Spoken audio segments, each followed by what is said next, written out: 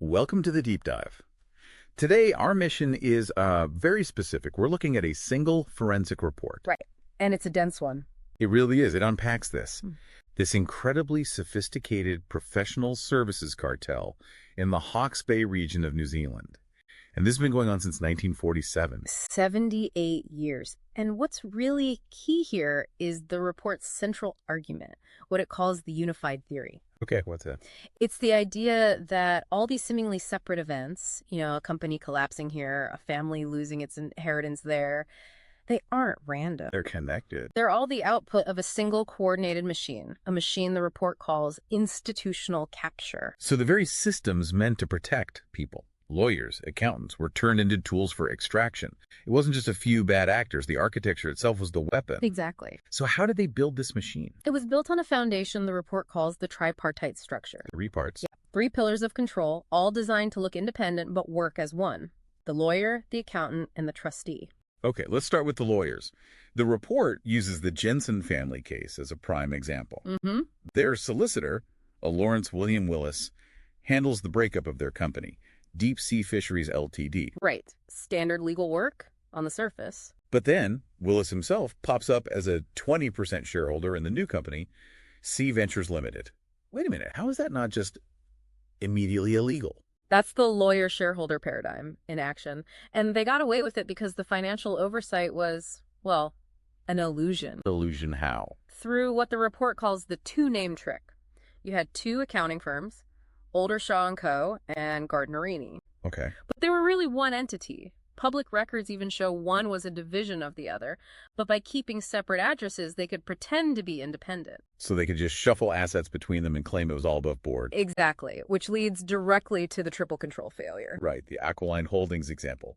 This is incredible. David Oldershaw was the director. And a major shareholder through his trusts. And his own firm, Oldershaw & Co., was the accountant and auditor. Who checks your work when you're checking your own work? Nobody. And with that kind of setup, that's when they could pull off their most audacious moves. The identity fabrication. Yes. Yeah. The phonetic split. It's almost elegant in its simplicity. They took the victim's name, Jensen. And split it. So all the valuable assets, the fishing quota, went to Jens Ryder Jensen. No H. That identity stayed clean, solvent. Meanwhile, all the tax debts, the liability... all dumped onto Jens Ryder Jensen with an H. And they could do this by making the whole thing incredibly complex, right? Using the new quota management system in '86. They weaponized complexity. And crucially, they made sure a key court case about the quota was strategically unreported. So no one could look up the detail. Of decades. And the scale of this, I mean, the financial hole is just staggering. Aquiline owed ANZ Bank, what, $12.5 million when it collapsed? It did. And the report links that directly to the 2025 court findings against ANZ for systemic failures.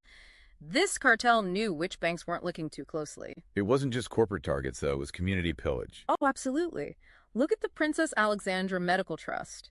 In 1 year, 2022, it listed over $700,000 in other expenses. Other expenses. That's nearly 90% of its entire outflow. And it was 23 times more than the actual medical grants it paid out. It was a slush fund.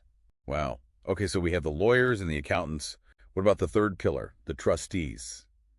The Hydra Network. This was the escape route.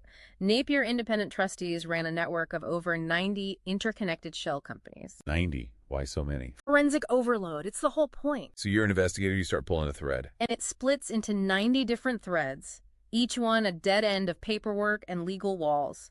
No regulator has the resources to chase that down. The investigation just dies of exhaustion. Which brings up the big question. How does this last for nearly 80 years? Because the system is designed to fail. And that's the final chilling point. The report goes back to the very first documented fraud in 1947, a holiday raid on the Maury Land Court. And how did they do that?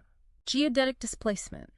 They filed the land records 300 kilometers away from where the land and the people actually were. So no one would find them. And here's the kicker. The application to correct that 78-year-old error, it's still being stalled today. So it begs a question for you to think about. When the system designed to provide a remedy fails to act for almost a century, is it broken? Or is it working exactly as intended?